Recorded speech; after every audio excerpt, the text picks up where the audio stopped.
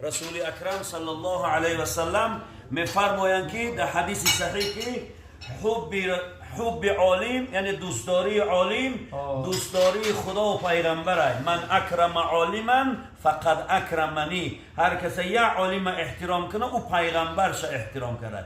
در دیگر حدیث رسول اکرم گفتن اگر یک عالم یک قشلاق اگر پای قدم کنه و قدم رنجه کنه بیاید، پروردگار به طفیل قدوم همه عالم 40 روز عذاب از قبرستان ده همه برداره.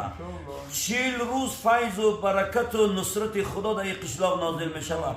40 روز غم و اندوه و مصیبت در این قشلاق برداشته می شود. 40 روز رحمت خدا در این خانه و در این محله و در این وطن می بره. بنابراین حقوق علما در پیشگاه خدا بسیار بلنده. و این خاطر حضرت اولیاء گفته که ای کرده وجود تو یک قطره منی، زنهار مکن با علما کبر و منی.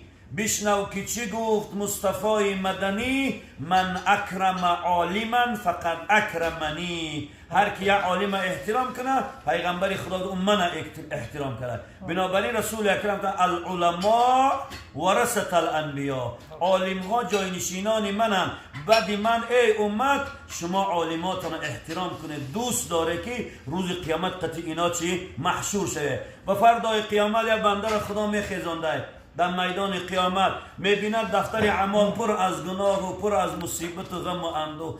اقلا سوالش میکنه یا عالم زیارت کرده به خاطر خدا، اقلا یا عالم یا پیاله چای داده، اقلا یا عالم خانهش فیراد کرده، اقلا یک کلوش عالم در پیش مانده یا دست یا عالم آب گرفته که به خاطر همه عالم دوستی خدا میگه من گناهش بخشم.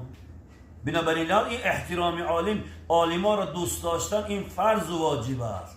العلماء ورثة الانبیاء، عالما وارثای پیغمبر خدا.